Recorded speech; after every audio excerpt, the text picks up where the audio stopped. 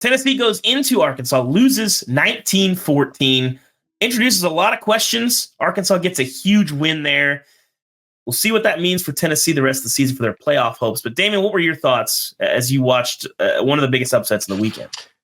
The biggest thing for me, and I don't know, maybe I have too high of an expectation, but where's this Tennessee defense at? This front seven that we've talked about is so great. James Pierce Jr., these guys are great at rushing the quarterback. They keep everything in front of them. They swarm from sideline to sideline. Well, where are they? I haven't seen them making any plays really affecting the game. I mean, I know Tennessee started down 0-3, then they go up 14-3, but like the defense isn't making any game-changing plays. James Pierce Jr., my dog, the Dame's dog, a couple weeks ago. Like, where's the production? Where's the element of we gotta really worry about this guy? We gotta circle this guy on the depth chart because we can't let him wreck the game. They're not doing enough to get the ball back in Nico's hands, and I feel like that played a big part in why Nico felt so uncomfortable last night.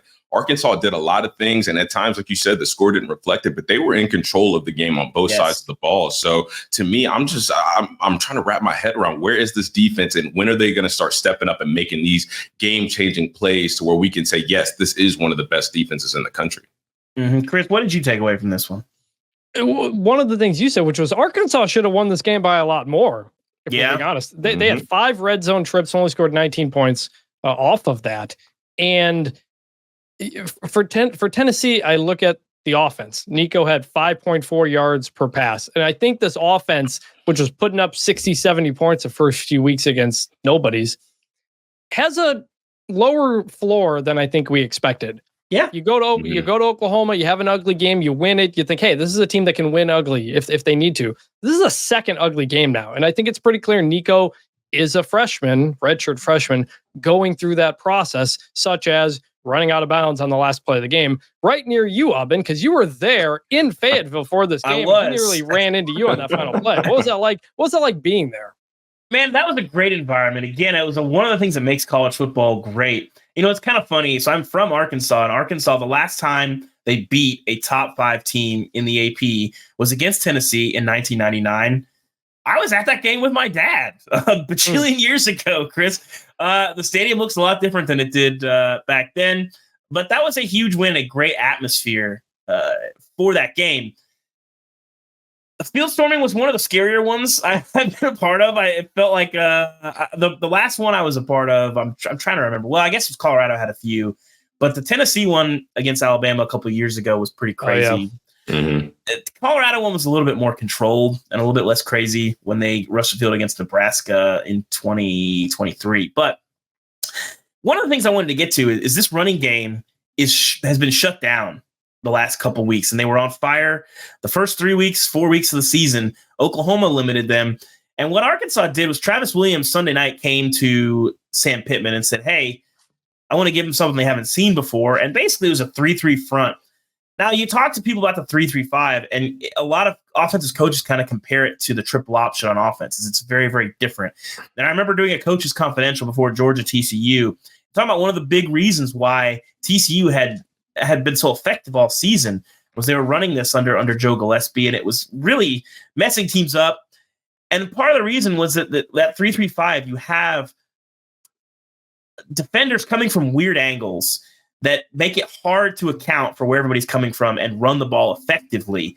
And Tennessee seems like they're having a lot of issues here. And this offensive line was one of the weakest spots on the team. But Damien, I wanted to ask you, what is it like trying to run if you're a running back and trying to read your blocks? What changes when you're going up against that 3-3 stack where you can kind of move those 5 defensive backs as well? What is that like?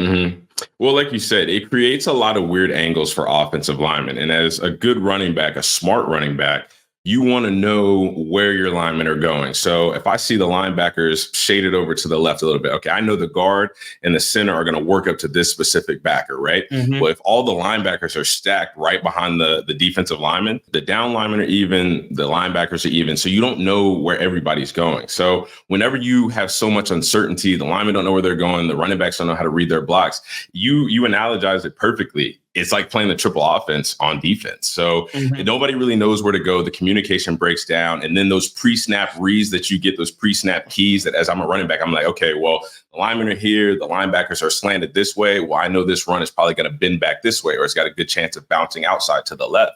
When everybody's stacked in like this even looking front, you just don't know where they're going to end up, where the linemen are going to go. And it just creates a lot of chaos and a lot of confusion. Yeah. On the flip side of that, it's interesting that so much of the conversation about this game coming in was, hey, Sam Pittman on the hot seat, all this stuff. I kind of think I get it. It's a results business, but the Pittman hot seat thing has been kind of silly to me. I get that he's lost games. I get that the results haven't been what people wanted. But when you look at the totality of this picture, okay, he inherits a program. I think they had lost 20 SEC games in a row. When you look at it, he made a bad OC hire last year in Dan Enos. He seems to have corrected it. He loses Barry Odom. He brings in Travis Williams, who has been fantastic this year. Their defense has really, really improved. And Bobby Petrino seems to have really fixed a lot of things offensively. They lose Rocket Sanders. They lose KJ Jefferson. The offense is still a lot better than it was a season ago. And this is a team that's a couple plays away from being 6-0. And Arkansas is not a place where you're going to go 10-2 every year.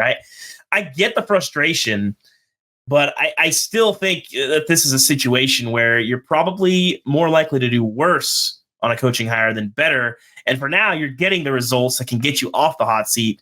And Sam Pittman is a guy that it seems like a really good fit for Arkansas. Here's the problem, though. Their next 3 of their next 4 games are LSU, Ole Miss, and Texas. So you lose those, and you lose those, and that feeling goes a little bit different. Chris, what does this look like for the Athletic 134? Where does Tennessee fall in your rankings?